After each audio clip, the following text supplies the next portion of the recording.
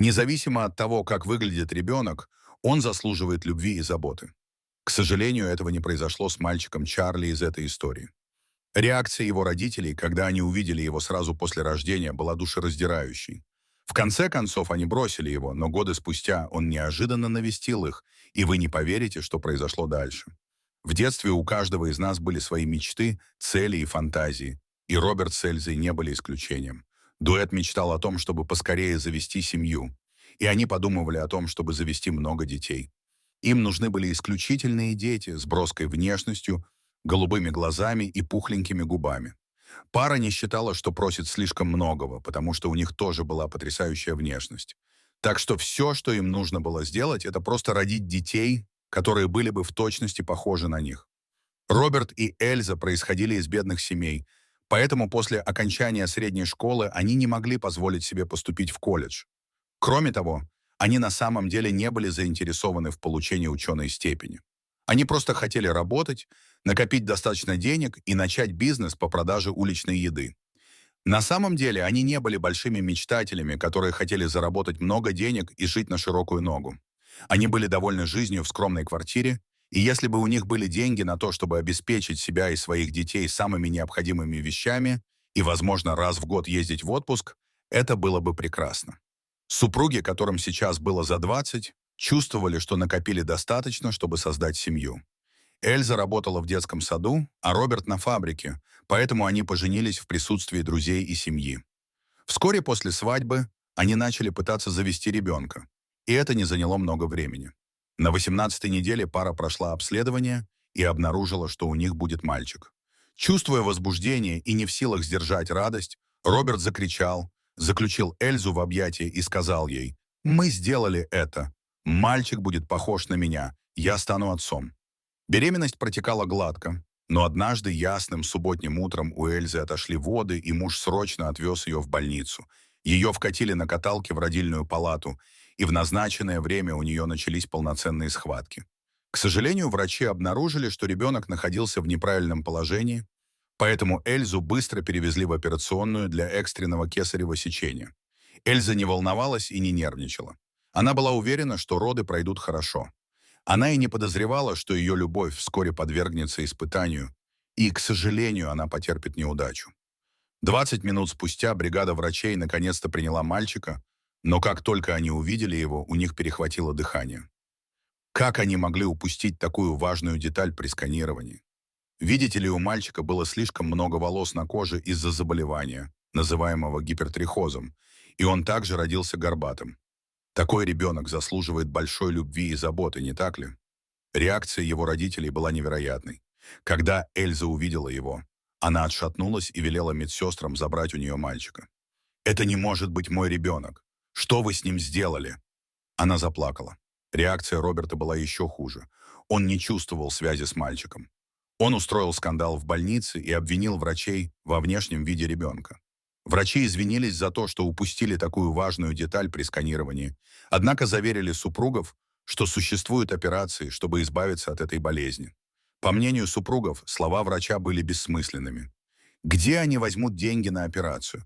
Где они вообще возьмут деньги на постоянное медицинское обслуживание, в котором будет нуждаться мальчик? Вместо того, чтобы радоваться, пара была в отчаянии.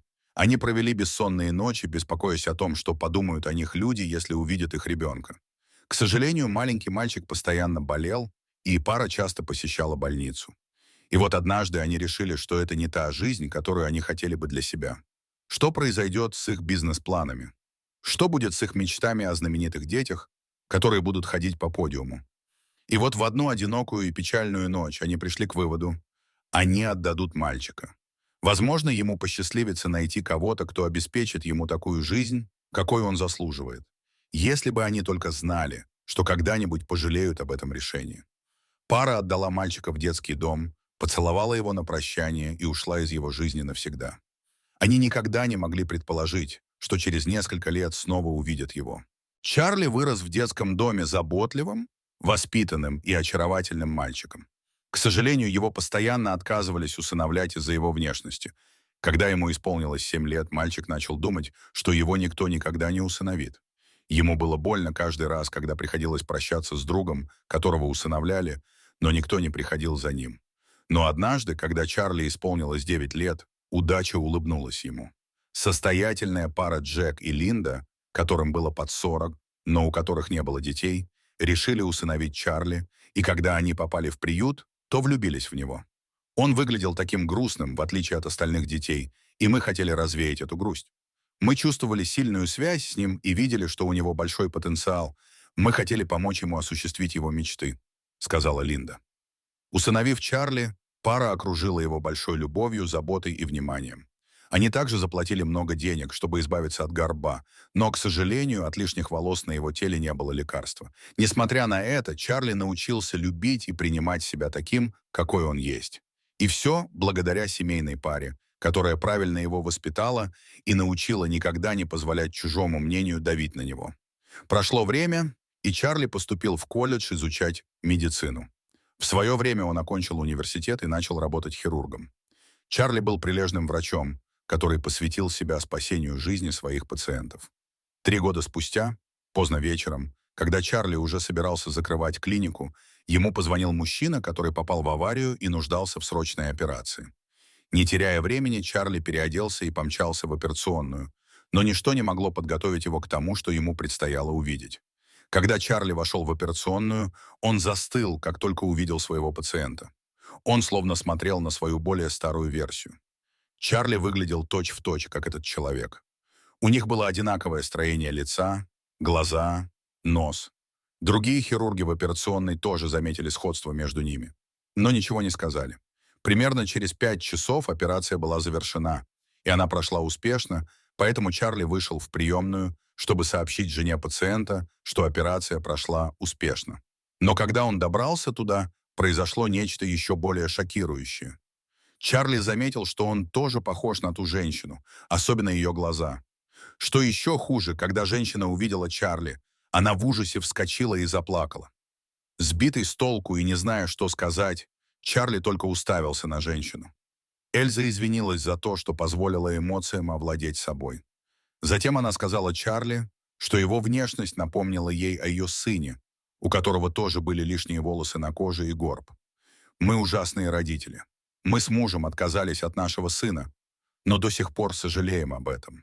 Кто знает, наш сын тоже мог бы стать врачом, как вы», сказала она и добавила, что с тех пор, как они отдали его, у них не было возможности завести еще одного ребенка. Не дожидаясь, пока женщина закончит то, что хотела сказать, Чарли оставил ее и помчался домой. Его сердце бешено колотилось. Его ли имела в виду та женщина? Не мог ли он быть тем ребенком, от которого отказалась пара? Чарли рассказал все своей матери, и они отправились в приют, чтобы подтвердить подозрения Чарли. Он был прав. Он был биологическим сыном мужчины, которого оперировал, и женщины, которая изливала душу в приемной. 2 дня спустя Чарли посетил палату Роберта, где тот выздоравливал, и там же встретил Эльзу. Когда он шел к этой паре, его сердце так сильно колотилось в груди. Он был близок к тому, чтобы расплакаться, но изо всех сил старался сдержать слезы. Когда он оказался достаточно близко, Чарли сказал паре, что им нужно простить себя за то, что они сделали со своим сыном. «Я думаю, ваш сын простил вас, так что живите своей жизнью и будьте счастливы», сказал Чарли и обнял пару. И в этот момент по его щеке скатилась слеза, но он быстро вытер ее, прежде чем они это заметили. После этого он вышел из комнаты, не оглядываясь. Чарли решил, что лучше не раскрывать свою личность биологическим родителям. Он не хотел вспоминать старые раны. Конечно, он был рад, что встретил их, но решил оставить свое прошлое позади и сосредоточиться на будущем. Дорогие зрители, а как бы вы поступили на месте Чарли? Рассказали бы биологическим родителям правду? Расскажите, пожалуйста, в комментариях. А если вам понравилось это видео, то ставьте лайк и подписывайтесь на наш канал. До свидания.